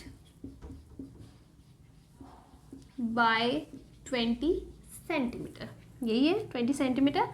find x, ये हमारा क्वेश्चन है, थोड़ा सा अलग टाइप का क्वेश्चन है। क्वेश्चन में हमको क्या गिवन है कि हमने x और r को, पहले तो ऐसा हमारा सर्किट बना हुआ था, ठीक है, फिर हमने क्या कर दिया इन दोनों को चेंज कर दिया, मतलब x को इधर ले आए और r को 2 ओम को इधर ले आए। तो ऐसा करने के बाद जो ये जॉकी की कंडीशन होती है ना, ये जो हमारा यहाँ पे गैल्वेनोमीटर लगा रखा होता है और ये जॉकी कुछ वैल्यू देगा, तो ये जो वैल्यू है ना ये डिस्प्लेस हो जाती है 20 सेंटीमीटर से। अब 20 सेंटीमीटर इधर जाती है वो चीज़ हम लोग अभी बताएंगे, लेकिन 20 सेंटीमीटर से डिस्प्लेस हो जाती है तो हमें x की वैल्यू फाइंड करनी है। सबसे पहले कुछ मत बालो, सिंपल सा देखो, तो सिंपल सा हमारे पास क्या हो जाएगा, ये L ले लो, ये 100 - L ले लो, तो क्या होना चाहिए 2/L equals to x upon 100 minus L, यही होगा। अब हमने क्या कर दिया, आपस में चेंज कर दिया। तो देखो आपस में चेंज करने के बाद में x इधर आ गया और r इधर आ गया, मतलब x इधर आ गया और 2 ओम इधर आ गया। अब हमारे पास जो रिलेशन होता था ना वो क्या होता था, अगर मैं इसको r मानूँ उसको s मानूँ तो r equals to l equals to s upon 100 minus L होता था। r की वैल्यू देखो तो r equals to S L upon 100 minus L आता था। मतलब ये जो r था ना वो l से डायरेक्टली प्रोपोर्शनल होता था। तो इसका मतलब अगर r की वैल्यू बढ़ रही है तो l की वैल्यू भी बढ़ेगी था। अब हमने क्या किया है, देखो दूसरे केस में x को इधर ले आए। अब हमारे पास ऐसी सिचुएशन है, this is x which is greater than 2 ओम और ये 2 ओम है। तो यहाँ पे हमारे पास ज़्यादा वैल्यू इंटरचेंज करने के बाद ज़्यादा वैल्यू इस तरफ से आ गई। तो अगर ज़्यादा वैल्यू इस तरफ से आई तो उसके लिए L भी ज़्यादा होगा। क्वेश्चन में गिवन है balance point is displaced by 20 centimetre, मतलब ये 20 सेंटीमीटर बढ़ेगा बिकॉज यहाँ पे हम लोग फर्स्ट वाली जगह पे ज़्यादा ओम का रेजिस्टेंस लिया है। मैं फिर से बता देती हूँ, इस फॉर्मूले से हमें पता है कि ये वाला जो रेजिस्टेंस होता है ना, इसकी वैल्यू अगर उससे ज़्यादा है तो उसके लिए L भी ज़्यादा होगा बिकॉज ये L के डायरेक्टली प्रोपोर्शनल आता है। तो जब हम लोग ज़्यादा वैल्यू को इधर ले आए इंटरचेंज करके तो हमारी L की वैल्यू 20 सेंटीमीटर से डिस्प्लेस हो रही ना, वो बढ़ेगी। तो अब हमारा दूसरा फॉर्मूला क्या हो जाएगा, इधर हो जाएगा x अपॉन, ठीक है ये L है ना, तो ये हो जाएगा L प्लस 20 और यहाँ पे क्या हो जाएगा 2 अपॉन L प्लस 20 हो गया। तो ये 100 माइनस एल नहीं रहेगा, 100 माइनस एल भी कर दो, चलो 100 माइनस एल माइनस 20, तो ये 80 माइनस एल नहीं हो जाएगा, होगा तो यहाँ पे हो जाएगा 100 माइनस एल, हो गया। ये हो गया इक्वेशन नंबर 2। अब आपको इन दोनों इक्वेशन को क्या करना है, इन दोनों इक्वेशन को रिलेट करके हमें वैल्यू निकालनी है, किसकी, x की। तो देखो कैसे निकाल सकते हैं, वैल्यू फाइंड कर लेना। अगर x को एलिमिनेट करके l की वैल्यू फाइंड कर ले, l की वैल्यू आने के बाद इस नंबर 1 फॉर्मूले में 2 फॉर्मूला में किसी में भी रखने पे आपको x की वैल्यू मिल जाएगी। तो हम लोग क्या करते हैं, सबसे पहले x को एलिमिनेट करते हैं। तो यहाँ से आ रहा है x equals to 2/l into 100 minus L, और यहाँ से x की वैल्यू आ रही है 2 into L plus 20 divided by 80 minus L. ये दोनों वैल्यूज आ रही है हमारे पास। अब इन दोनों को बराबर बराबर वैल्यू तो मैं ऐसे लिख सकती हूँ 2/l 100 minus L equals to 2l plus 20 80 minus L हो जाएगा। 2 से 2 कैंसिल कर दो तो हमारे पास क्या बचा, 100 minus L multiply by 80 minus L equals to l plus 20 multiply by L. ये वैल्यू आ जाएगी, मल्टीप्लाई करो, थोड़ी सी कैलकुलेशन बड़ी हो जाएगी। ओके, माइनस 80l प्लस का एल स्क्वायर माइनस का 100l equals to L square plus 20l। देखो एल स्क्वायर से एल स्क्वायर कैंसिल हो जाएगा, ये बचेगा 8000 माइनस का 80 है ना, ये माइनस का 180l इक्वल्स टू 20l। इसको और सॉल्व करो तो 8000 इक्वल्स टू जाएगा 200l, ठीक है। तो l की वैल्यू आ जाएगी 40 सेंटीमीटर हमारा l की वैल्यू आ रही है। दिस इज क्या, 40 सेंटीमीटर l की वैल्यू आ गई। तो बस आप इस फॉर्मूले में पुट कर दो, यहाँ पुट कर दो तो 2 upon 40 equals to x upon 100 minus 40 हो जाएगा। तो ये हो जाएगा 1 upon 20 equals to x upon 60, तो ये हो जाएगा 3। तो x इक्वल्स टू आ गया हमारे पास 3 ohm which is obviously greater than 2 ohm. तो x की वैल्यू क्या आ गई, 3 ओम हमारे पास आ गई, ठीक है। तो इस टाइप से आप कर सकते हो क्वेश्चन। तो अच्छा क्वेश्चन था, समझने वाली चीज़ थी। अगर ऐसा है ना कि ग्रेटर देन लेस देन वाली वैल्यू है तो आपको चेक करना है कि कहाँ पे लगा रखा है। अगर यहाँ पे लगा रखा है तो इसको हमने r कंसीडर करा था which is proportional to l। तो अगर डिस्प्लेस हो रहा है तो प्लस में होगा, इधर लगा रखा होगा तो माइनस की वाली साइड पे डिस्प्लेस होगा।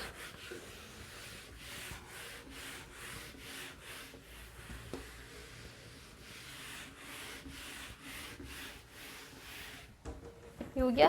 नेक्स्ट हमारे पास इस पे एक न्यूमेरिकल और है। क्वेश्चन के अंदर हमको गिवन है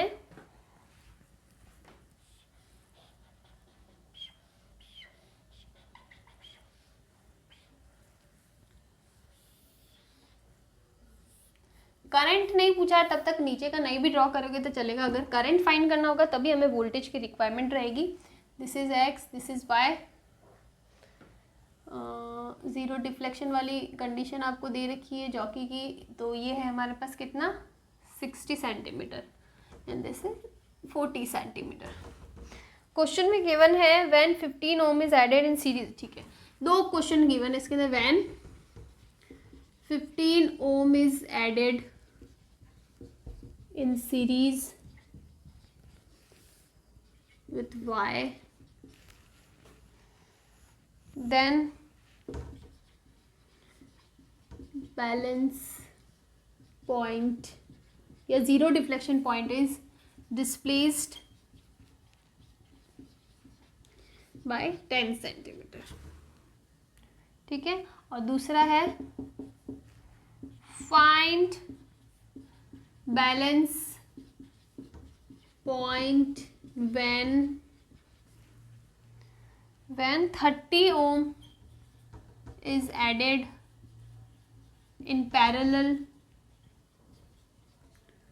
with y, ठीक है। क्वेश्चन में हमको दो चीज़ गिवन है कि अगर हम लोग y की सीरीज में 15 ओम लगाते हैं ना, y की सीरीज में 15 ओम लगाएंगे तो डिस्प्लेसमेंट जो पॉइंट है जीरो डिफ्लेक्शन पॉइंट है वो 10 सेंटीमीटर से डिस्प्लेस हो जाएगा। दूसरा हमने लिखा है कि हमने अगर 30 ओम का रेजिस्टेंस इसके पैरेलल में ऐड किया तो y की वैल्यू कितनी होगी। दो चीज़ें आपको क्वेश्चन में गिवन है और x और y दोनों की वैल्यू नहीं गिवन है। इन जनरल आप ऐसे ही देख लो सिंपली, ठीक है। तो हमारे पास क्या हो जाएगा x upon 60 equals to y upon 40। तो यहाँ से हमें क्या मिल जाएगा x upon Y equals to 6 upon 4 which is 3/2, हमें ये पता है। Okay, now the next thing is, सबसे पहला वाला क्या बोल रहा है कि हमने 15 ओम का रेजिस्टेंस ऐड किया है y के सीरीज में, मतलब यहाँ पे हम लोग रेजिस्टेंस को बढ़ा रहे हैं तो जो डिस्प्लेसमेंट होगा वो कम होगा, मतलब डिस्प्लेस हो रहा है 10 सेंटीमीटर, तो +10 होगा या -10 होगा। पहले तो ये चीज़ देखो, मैंने हमेशा बोला था कि अगर यहाँ पे बढ़ाते हैं ना, यहाँ पे बढ़ाते हैं तो जो डिस्प्लेसमेंट होता है वो पॉजिटिव साइड पे रहेगा, अगर यहाँ बढ़ाएंगे तो नेगेटिव साइड पे रहेगा। तो इसका मतलब मेरा क्या है x upon 60 y plus 15, series में लगाया ना तो सिंपल से ऐड हो जाएगा। और कितना लगाया 15 ओम, तो y प्लस 15 और ये जो डिस्प्लेसमेंट हो जाएगा ये कितना हो जाएगा, सॉरी हाँ 10 सेंटीमीटर से होना चाहिए कम, क्या होना चाहिए कम होना चाहिए, L कम होता है, ठीक है। 100 माइनस L की बात नहीं कर रही हूँ, 100 माइनस L के, चलो यहाँ पे कंफ्यूजन ना हो जाए मैं फिर से बता देती हूँ। रिलेशन क्या था, R upon L equals to S upon 100 minus L. अगर मैं R की बात करूँ तो ये होता है SL अपॉन 100 माइनस एल, और S की बात करूँ तो ये होता है 100 minus L R upon L. अगर हम लोग R में रेजिस्टेंस बढ़ाते हैं तो L की साइड डिस्प्लेसमेंट पॉजिटिव रहेगा, मतलब L को बढ़ाना पड़ेगा। अगर हम लोग S की साइड इंक्रीज करते हैं ना तो 100 माइनस एल वाली जो साइड होती है ना वो बढ़ेगी, बिकॉज ये इसके प्रोपोर्शनल आ रहा है, L के इन्वर्सली प्रोपोर्शनल आ रहा है, तो N क्या होना चाहिए, कम होना चाहिए। फिर से बता रही हूँ, R की साइड बढ़ाओगे तो L बढ़ेगा, मतलब पॉजिटिव डिस्प्लेसमेंट होगा। S की साइड बढ़ाओगे तो L का नेगेटिव डिस्प्लेसमेंट होगा और 100 माइनस एल का पॉजिटिव डिस्प्लेसमेंट होगा। तो यहाँ पे 100 माइनस एल क्या है 40, ये क्या है 100 माइनस एल और ये है L। अब हमने क्या किया है कि S को बढ़ाया है, मतलब इस साइड वाले को बढ़ाया है ना, तो यहाँ पे ये कम होना चाहिए और ये बढ़ना चाहिए, यही होगा। और कितने से 10 से, मतलब ये कम होगा तो 50, यही 10 बढ़ गया तो 50, मतलब बराबर बराबर हो गया 50-50। आ गया हमारे पास relation x by Y plus 15 equals to 50/50 which is 1।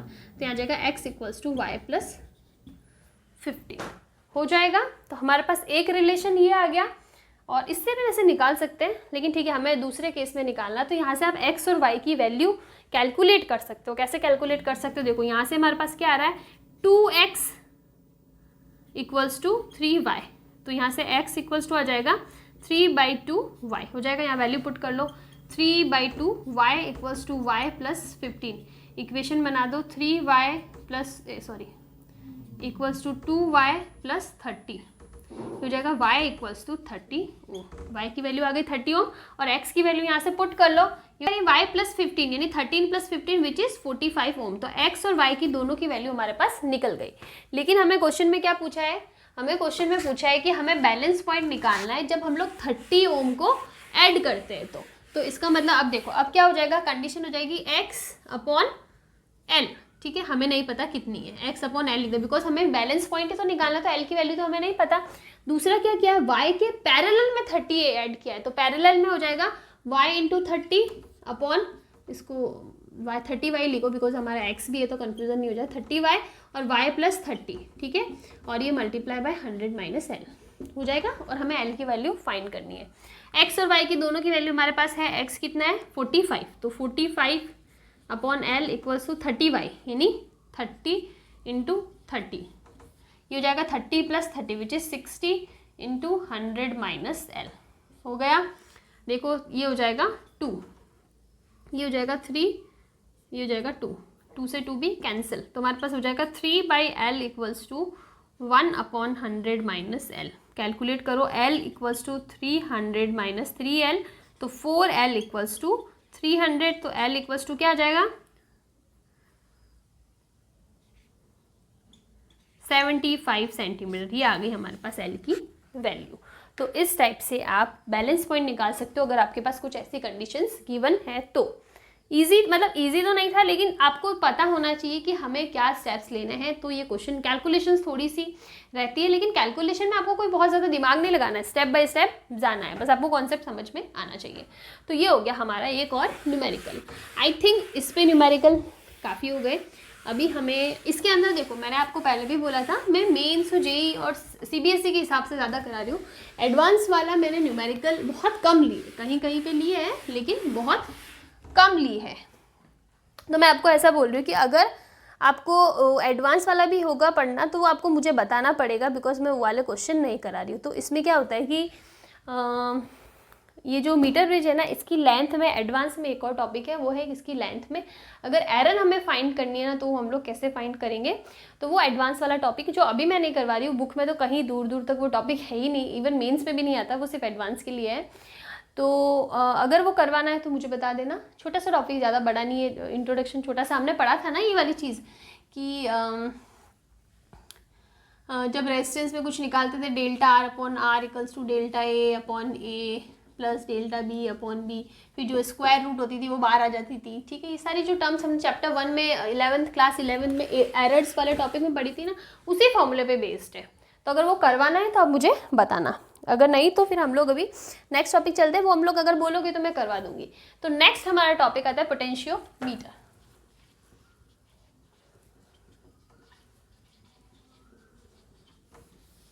हम लोग इसको पढ़ते हैं और इसके कुछ न्यूमेरिकल्स कर लेते हैं। पोटेंशियोमीटर, पोटेंशियोमीटर क्या करता है, ये करता है हमारा मेजर पोटेंशियल डिफरेंस और पोटेंशियल, ठीक है, मेजर पोटेंशियल डिफरेंस। तो अब अगेन इसमें एक चीज़ आ जाती है कि पोटेंशियल मेजर करना है यानी वोल्टेज मेजर करना है, तो वो तो वोल्ट मीटर भी करता है, लेकिन ये मोर एक्यूरेटली करता है, more accurate then volt meter. दूसरी चीज़ क्या होता है, जो पोटेंशियोमीटर होता है ना, इसका जो वायर होता है वो फ्यू मीटर्स का होता है, 10 मीटर या उससे भी ज़्यादा, फ्यू मीटर्स लॉन्ग। तो यहाँ पे एक चीज़ आ जाती है कि पोटेंशियोमीटर क्या करता है, पोटेंशियल डिफरेंस को मेजर करता है, वोल्टेज अक्रॉस, जो भी किसी के अक्रॉस वोल्टेज है वो मेजर करेगा, वोल्ट मीटर से ज़्यादा एक्यूरेट रिजल्ट देता है और फ्यू मीटर्स लॉन्ग होता है। तो सबसे पहली चीज़, कहाँ पे वोल्ट मीटर यूज़ करें, कहाँ पे पोटेंशियोमीटर यूज़ करें। जब हमको ज़्यादा एक्यूरेट वैल्यूज़ चाहिए होगी हम पोटेंशियोमीटर यूज़ करेंगे। कहाँ पे यूज़ नहीं कर सकते, ये 10 मीटर या मोर फ्यू मीटर्स लॉन्ग होता है, बहुत बड़ा होता है, हर कहीं इसको लगाना पॉसिबल नहीं है। तो अगर हमें हमारे सर्किट को कॉम्पैक्ट बनाना है तो इसीलिए हम लोग मोस्टली जो सर्किट्स यूज़ करेंगे ना बाद में आगे, तो वहाँ पे हम लोग वोल्ट मीटर ज़्यादा यूज़ करते हैं, जिसको हर कहीं इसको फिट नहीं कर सकते इतने लंबे वायर को, तो इसीलिए हम लोग वोल्ट मीटर को ज़्यादा यूज़ करते हैं। कन्वीनियंट ज़्यादा है यूज़ करना, बट ज़्यादा एक्यूरेट रिजल्ट ये देता है। ऐसा क्यों, देखो हमारे पास रेजिस्टेंस है, हमने इसके अक्रॉस क्या लगा दिया, वोल्ट मीटर लगा दिया, ठीक है। अब यहाँ से हम लोग ने, ये सर्किट है, मान लो हमारा कुछ बैटरी का हमने ये दे दिया, ये हमने दे दिया 10 वोल्ट की। अब हमें मेज़र करना है, तो हमने यहाँ पे 10 वोल्ट दिया है ना, लेकिन यहाँ पे हमें 10, फॉर एग्जांपल ये 2 ओम का है, ठीक है, ये 10 वोल्ट है ना, तो इसके अक्रॉस जो वोल्टेज होगा ना वो हमें 10 वोल्ट ही नहीं मिलेगा। मतलब मेरा कहने का मतलब है कि फॉर एग्जांपल यहाँ से कोई करंट आई पास किया, तो इससे पास करने वाला करंट भी आई होना चाहिए, लेकिन हमें आई नहीं मिलेगा। क्यों नहीं मिलेगा, बिकॉज इस वोल्ट मीटर का खुद का अपना एक स्मॉल रेजिस्टेंस होता है। दिखता नहीं है, लेकिन इसका खुद का जो इसका कंस्ट्रक्शन है, इसकी वजह से एक स्मॉल रेजिस्टेंस ये भी करंट को थोड़ा सा अपोज करता है। तो क्या होगा, ये करंट दो पार्ट में बढ़ जाएगा। जो करंट हमें यहाँ मिल रहा है वो एक करंट ऊपर, ठीक है, मान लो आई डैश करंट ऊपर चला गया, थोड़ा सा ही रहेगा, चाहे बहुत कम रहेगा, लेकिन थोड़ा सा ड्रॉप इसके अक्रॉस होगा, ठीक है। तो यहाँ पे हमें करंट क्या मिलेगा, आई माइनस आई डैश। समझ में आई मेरी बात। जब हम लोग वोल्ट मीटर लगाते हैं ना, तो उसका खुद का एक छोटा सा रेजिस्टेंस होता है, तो उसकी वजह से हमें टोटल करंट नहीं मिलता है इस रेजिस्टर के अक्रॉस, कुछ कम मिलेगा, which will be I minus I dash. अगर ये इतना मिलेगा तो वोल्टेज कितना मिलेगा, वोल्टेज रहेगा I minus I dash multiply by this value 2।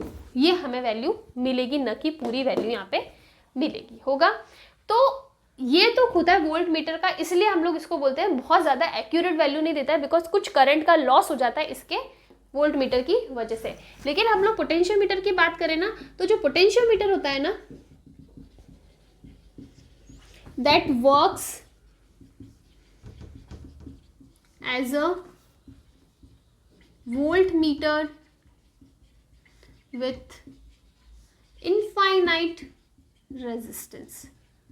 मतलब ये वोल्ट मीटर ही है, लेकिन ऐसा वोल्ट मीटर है जिसका रेजिस्टेंस कितना हो, इनफाइनाइट। मतलब कैसा हो जाएगा हमारा सर्किट, ये ऐसे है, ये हमने कुछ यहाँ पे सोर्स दिया है, और यहाँ पे जो वोल्ट मीटर है ना, वो इनफाइनाइट रेजिस्टेंस का मतलब है इस टाइप से, ठीक है, और ये हमारा आर ऐसा हो जाएगा।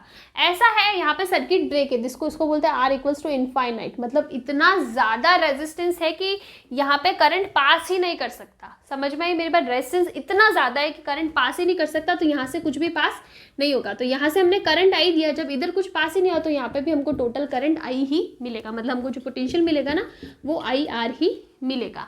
तो इसीलिए हम लोग बोलते हैं कि जो पोटेंशियोमीटर होता है that works as a voltmeter, but the voltmeter with infinite resistance, ताकि इसके थ्रू कोई भी करंट पास नहीं हो, और इसीलिए ज़्यादा एक्यूरेट रिजल्ट देता है। और इसके अंदर से करंट पास होता है थोड़ा सा, इसकी वजह से ये कम एक्यूरेट रिजल्ट देता है।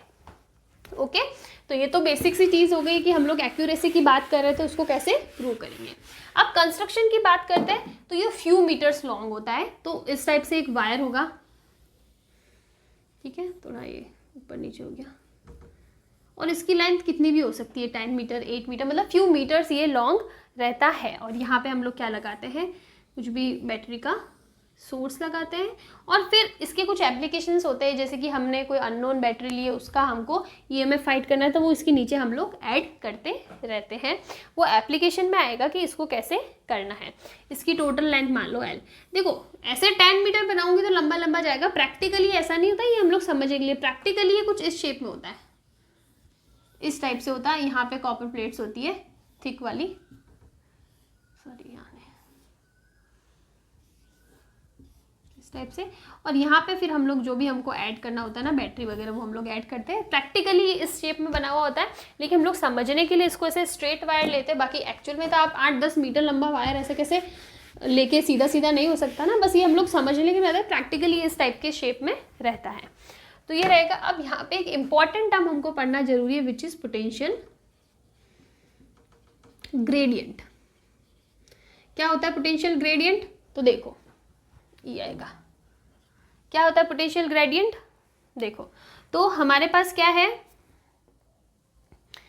हमने मान लिया कि पूरी एल लेंथ है ना, इसके लिए वोल्टेज कितना है, एल लेंथ के लिए वोल्टेज कितना रहेगा, वी होगा।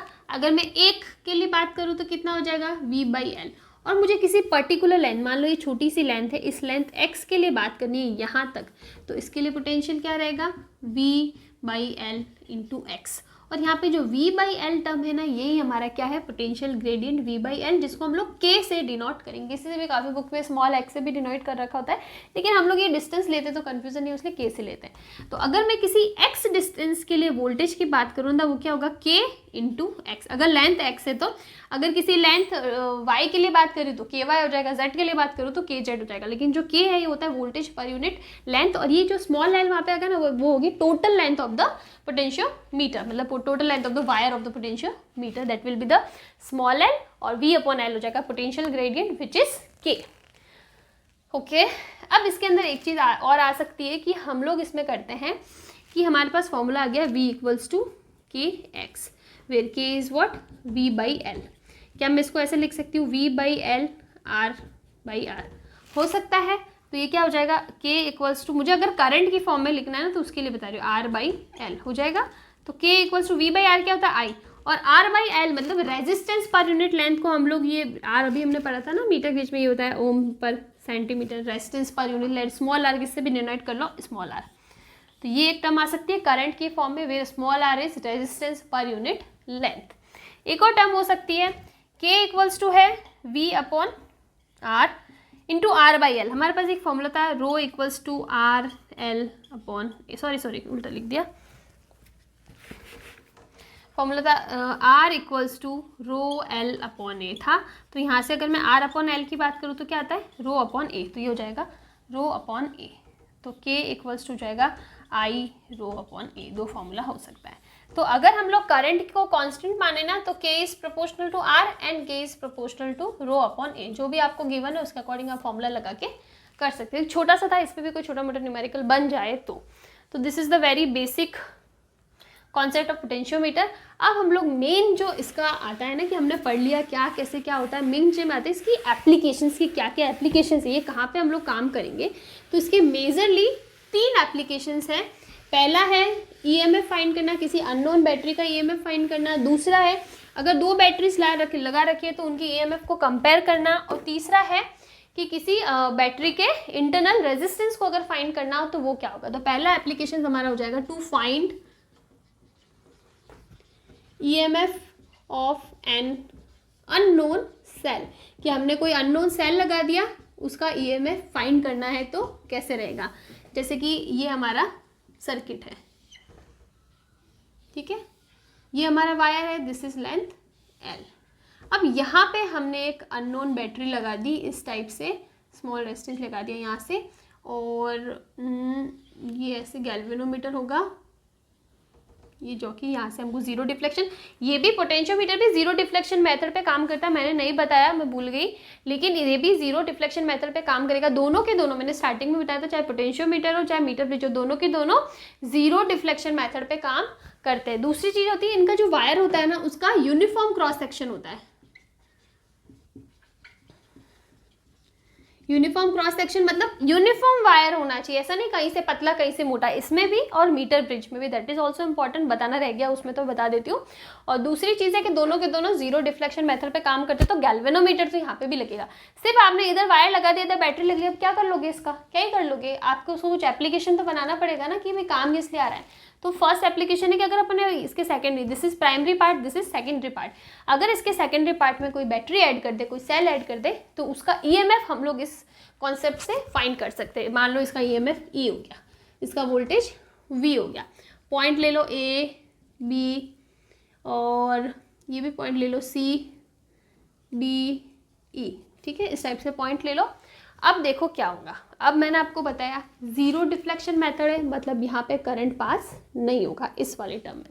अगर इसमें करंट जीरो दिखा रहा है तो मतलब इस पूरे के पूरे जो सेकंड वाला सेकेंडरी सर्किट है इसमें भी जीरो करंट पास होना चाहिए। देखो यहाँ पे नोमीटर के अक्रॉस करंट पास नहीं होगा, बिकॉज हमने बोल दिया है कि ये जीरो डिफ्लेक्शन मेथड पे काम करता है, तो यहाँ पे करंट पास नहीं होना चाहिए। मतलब अगर हम लोग बात करें कि गैल्वेनोमीटर में करंट नहीं शो रहा है, जीरो डिफ्लेक्शन है, मतलब दोनों सेम पोटेंशियल पे, मतलब यहाँ पे अगर E लगा रखा है ना, यहाँ पे E है तो यहाँ पे भी E होगा, तभी ये चीज़ फॉलो होगा ना, तभी इसमें जीरो करंट शो करेगा। तो अगर मैं बात करूँ कि ये हमने लेंथ ले ली X, ठीक है, और मैं बात करूँ वोल्टेज अक्रॉस AC, ये वोल्टेज अक्रॉस AC किसके बराबर होना चाहिए, वोल्टेज अक्रॉस पोटेंशियल डिफरेंस की बात कर लो, किसके बराबर होना चाहिए, DE के बराबर होना चाहिए, ठीक है। ये दोनों सेम पोटेंशियल पे होगा तभी जीरो होगा, दोनों सेम पोटेंशियल पे के मतलब यहाँ पे E है तो यहाँ पे मतलब इसके अक्रॉस कुछ भी ड्रॉप नहीं होना चाहिए, तभी तो हमें टोटल यहाँ पे एंड में पे मिलेगा। अब देखो AC के अक्रॉस कितना हो जाएगा वोल्टेज डिफरेंस, हमने अभी भी पढ़ा है, कितना पढ़ा है, वोल्टेज पर unit length multiply by the distance, distance कितनी है X, पोटेंशियल ग्रेडियंट होता है ना ये KX, इसको KX बोल दो, बाद में बोल देना। और DE के अक्रॉस कितना पोटेंशियल ड्रॉप हो रहा है, तो E के बराबर ही तो हो रहा है, इस पूरे सर्किट के अंदर जो पोटेंशियल है वो सेम ही रहने वाला है और करंट भी सेम रहने वाला है, सेम पोटेंशियल पे जीरो, तो यहाँ पे कितना हो जाएगा E के बराबर, तो यहाँ पे क्या हो जाएगा E equals to KX, X, और ये हमें मिल जाएगा। और हमें यही फाइंड करना था ना, अननोन ईएमएफ तो फाइंड करना था, तो ये चीज़ है हमारे पास यहाँ पे। अब इसके अंदर एक चीज़ आती है कि ये कैलकुलेशन कब वैलिड है, जब दोनों सेम पोलैरिटी में, मतलब ये प्लस वाला है तो ये भी प्लस वाला है। अगर मैं इसको ऐसे कर दूँ ना तो ये वैलिड नहीं है, फिर हमारी वैल्यूज़ चेंज हो जाएगी यहाँ पे, और पोटेंशियल यहाँ पे पोटेंशियल सेम नहीं रहने वाला, तो चीज़ें चेंज रहेगी, तो ये वैलिड नहीं है। सब वैलिड है जब सेम पोलैरिटी पे हो। दूसरी चीज़ है यहाँ पे, एक इम्पॉर्टेंट चीज़ है कि ये जो बैटरी, ये ऊपर वाले सर्किट है ना, इसका पोटेंशियल हमेशा बैटरी, ये वाला सेल हमने लगाया ना, इसके सॉरी ईएमएफ की बात करें या पोटेंशियल की बात करें, इससे ज़्यादा होना चाहिए। मतलब ये जो V यहाँ पे जो पोटेंशियल हमें मिलेगा ना पूरा का पूरा, उसकी वैल्यू हमेशा इस सेल के ईएमएफ से ज़्यादा होनी चाहिए कंडीशन। अब हम लोग कुछ एक दो न्यूमेरिकल कर लेते हैं इसके ऊपर। पहला न्यूमेरिकल है, न्यूमेरिकल निकाल देते हैं हम। ओके, हमारे पास है एक battery, this is the wire, यहाँ पे हम लोगों ने एक रेजिस्टेंस लगाया, नहीं लगाया। ओके, हम लोग यहाँ पे लगा देते एक सेल, और ठीक है, ये हो गया गैल्वेनोमीटर।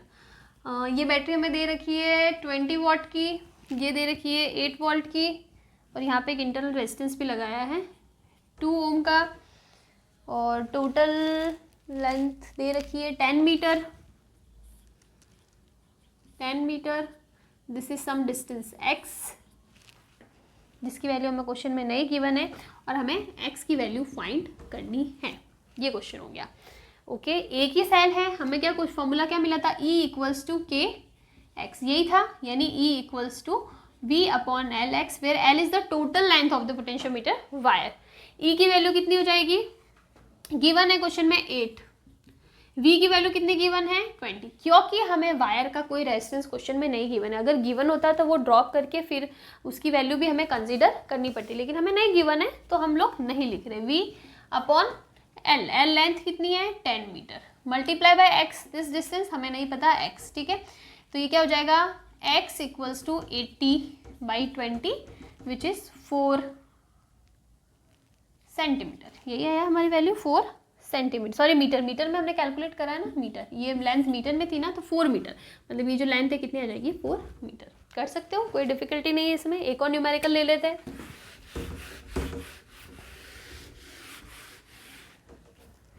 नेक्स्ट क्वेश्चन है हमारे पास, गिवन है एक बैटरी, दिस इज 48 वोल्ट, यहाँ पे हमको एक रेजिस्टेंस गिवन है, रेजिस्टेंस की वैल्यू है 4 ओम, वायर की लेंथ गिवन है 10 मीटर, और यहाँ पे एक एक्स्ट्रा ईएमएफ सॉरी सेल हमें ऐड बना दिया गिवन है, इसका भी कुछ इंटरनल रेजिस्टेंस है, और यहाँ पे हमने ये गैल्वेनोमीटर कनेक्ट कर रखा है, जो कि आ जाएगी, ठीक है। ये आप मेरा बनाने का ये तरीका ऊपर नीचे, पर उसको मत लेना। 1 ओम and this is 12 volt, okay. और वायर के लिए रेजिस्टेंस दे रखा है 8 ओम।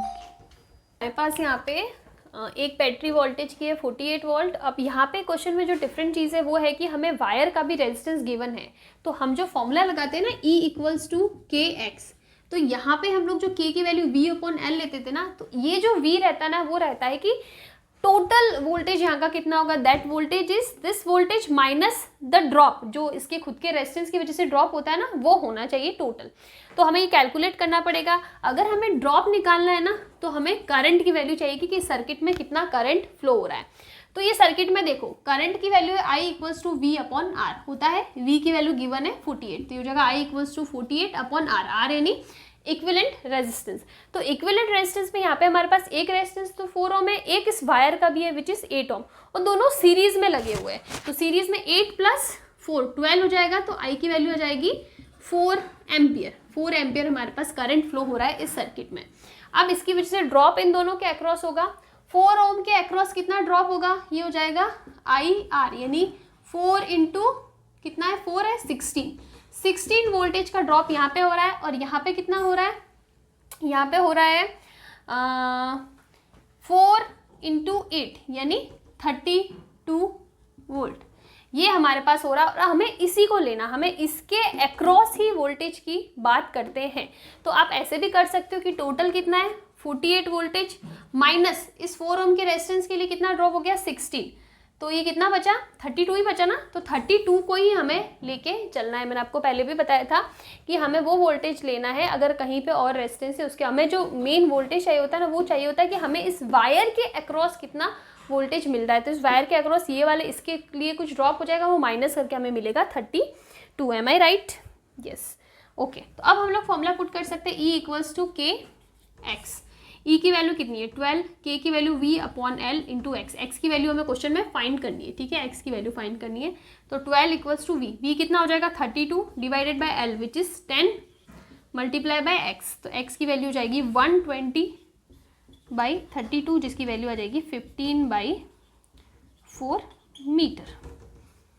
ये हो जाएगी हमारी कैलकुलेशन। तो इस टाइप से फिर से बताती हूँ कि अगर आपको क्वेश्चन में गिवन है कि वायर का भी खुद कुछ रेजिस्टेंस है, पहली बात तो जो हम लोग V/L लिखते हैं ना, देखो अगर मैंने यहाँ पे कोई रेजिस्टेंस नहीं लगाया होता ना तो फिर मेरा V और ये दोनों सेम ही होता है।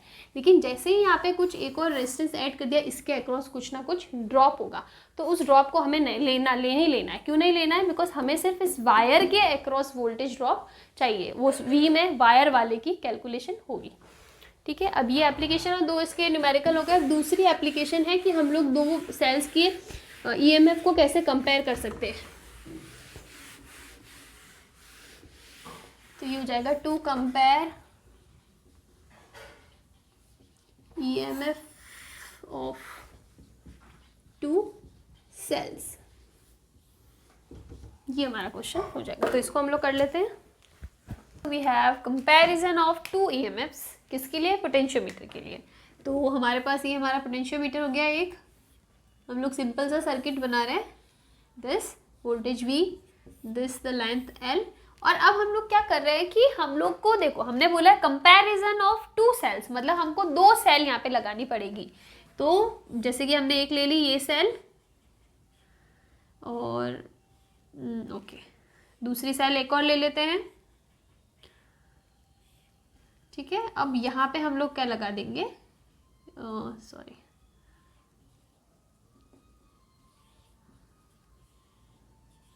इस टाइप से, this is our galvanometer, this is E1, E2, R1, R2, K1, K2। यहाँ पे हमने कीज लगाई है, उसका पर्पज़ ये है कि हम लोग एक टाइम पे एक ही EMF को अंदर कंसीडर कर सकते हैं। दोनों EMF एक साथ में लगाएंगे तो, क्योंकि उससे क्या होगा ना कि हम लोग अगर E1 को कनेक्ट करेंगे तो उसके लिए हमें यहाँ पे क्या मिलेगी, कोई लेट्स से L1 मिल रही है, ठीक है। और E2 को कनेक्ट करेंगे लिए तो अलग डिस्टेंस मिलेगी। जो बैलेंस पॉइंट की जो डिस्टेंस है ना, वो हमें दोनों सेल के लिए अलग अलग मिलेगी, बिकॉज हमने यहाँ पे अलग अलग सेल्स लगाए, उनका EMF अलग अलग से है। इसका E1 है, इसका E2 है, इंटरनल रेजिस्टेंस भी अलग है। अगर मैं दोनों को कनेक्ट कर लूँगी, गैल्वेनोमीटर एक ही कनेक्ट कर रहा है, तो एक टाइम पे 2 लोकेशन पे वो 0 नहीं दिखा पाएगा। इसके लिए भी, इसलिए इससे दोनों में से एक को कनेक्ट लिए की गया। अगर हम लोग E1 को सर्किट में लेते हैं तो इसको क्लोज कर देंगे, मतलब ऐसे कर देंगे, और E2 को लेते हैं तो इसको ओपन और इसको क्लोज कर देंगे, ठीक है। तो फॉर एग्जाम्पल सबसे पहले हमने K1 को क्लोज किया है और K2 क्या है, ओपन है।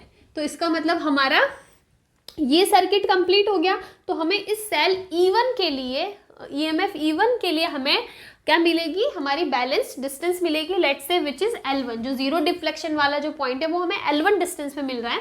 हमारा फॉर्मूला क्या बोलता है, E1 = KX, X मतलब जो डिस्टेंस पे हमें मिल रहा है। तो लेट्स से इसके लिए L1 के लिए मिलेगा तो ये L1 हो जाएगा। अगर मैं करती हूँ K1 को तो ओपन और K2 को क्लोज कर लेती हूँ, लेकिन इसका मतलब मैं सेल E2 को सर्किट में ले आती हूँ, तो क्या करूँगी, मान लो उसके लिए लेंथ मिल रही है L2, अलग अलग मिलेगी, लेंथ L2 मिलेगी, तो ये क्या हो जाएगा, E2 = KL2।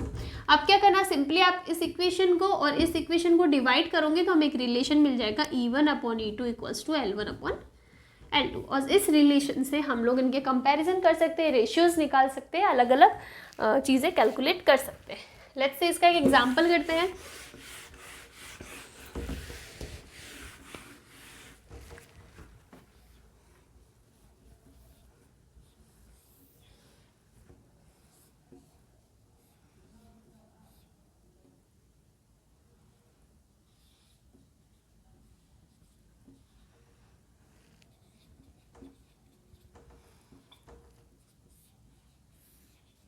This is the question.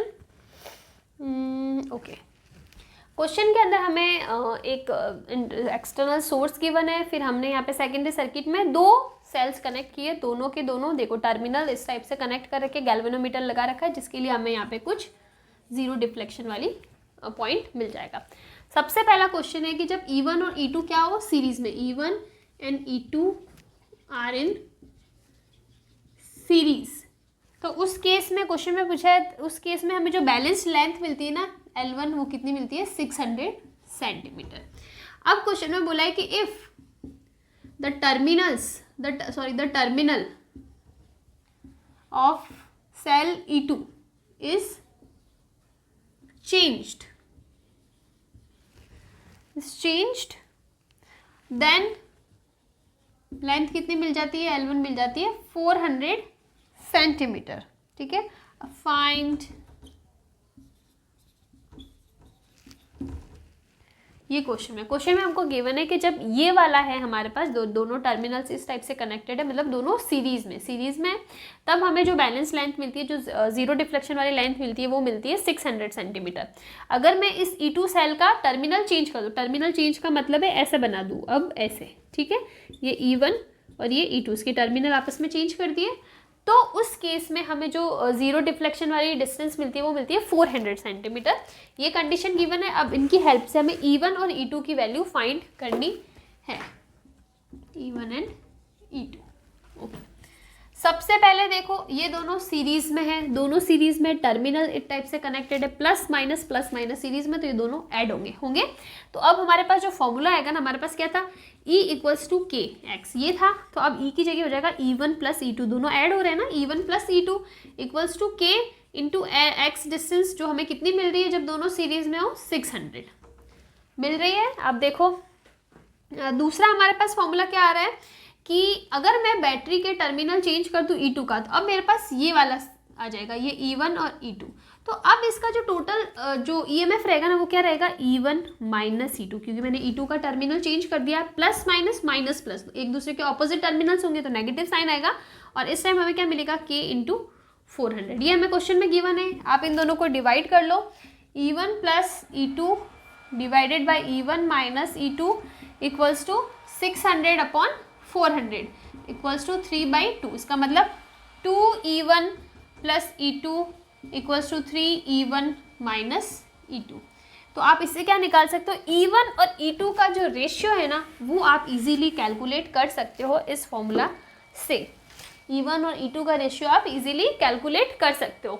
तो देखो क्या आ जाएगा हमारे पास, कैलकुलेट कर लेते हैं। 2E1 plus 2E2 equals to 3E1 minus 3E2, ये हो जाएगा माइनस का E1, ये हो जाएगा माइनस का 5E2, माइनस माइनस हटा दो, E1 by E2 equals to आएगा 5/1। एम आई राइट? यस, ये हमारे पास रेशियो मिल जाएगा। तो इस टाइप से आप क्वेश्चंस भी इसके ऊपर कर सकते हो।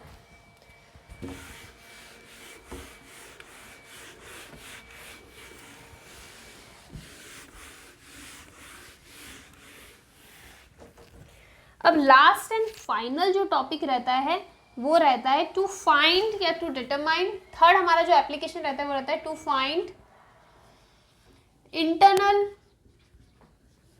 रेजिस्टेंस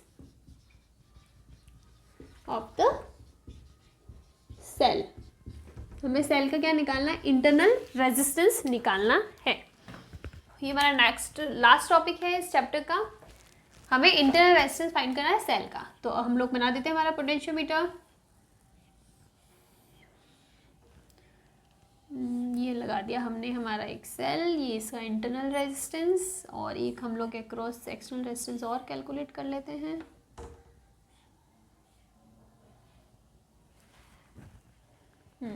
ठीक है,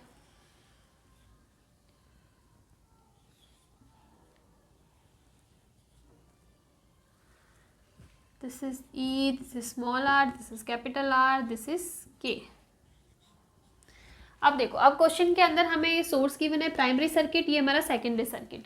अब यहाँ पे दो चीज़ें हो सकती है, या तो मैं इस K को ओपन रखूँ या क्लोज रखूँ। सबसे पहली चीज़ कर लेते हैं कि हम लोग K को ओपन रख रहे हैं, K इज ओपन। ओपन मतलब ये ओपन है तो मतलब यहाँ से कुछ भी पास नहीं हो सकता, ओपन है ना, सर्किट इनकम्प्लीट हो जाएगा, यहाँ से खुला है तो यहाँ से कुछ भी इस आर के थ्रू कोई करंट पास नहीं होगा और हमें सिर्फ इतना सर्किट मिलेगा इस टाइप से, ठीक है। दिस इज गैल्वेनोमीटर जी, ये जो कि जे, ऐसा हो जाएगा। तो अभी खाली ये वाला सर्किट हमें मिलेगा और इस केस में हमारा फॉर्मूला क्या बोलता है, E equals to K x बोलता है।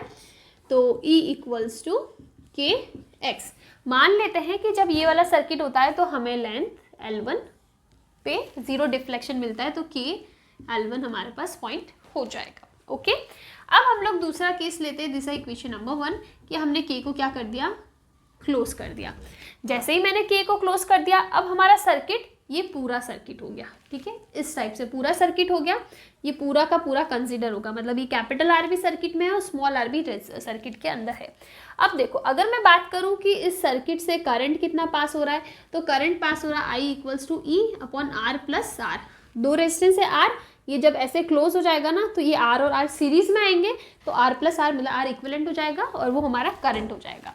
अब करंट इस रेजिस्टेंस के अक्रॉस भी ड्रॉप होगा और इसके अक्रॉस भी ड्रॉप होगा।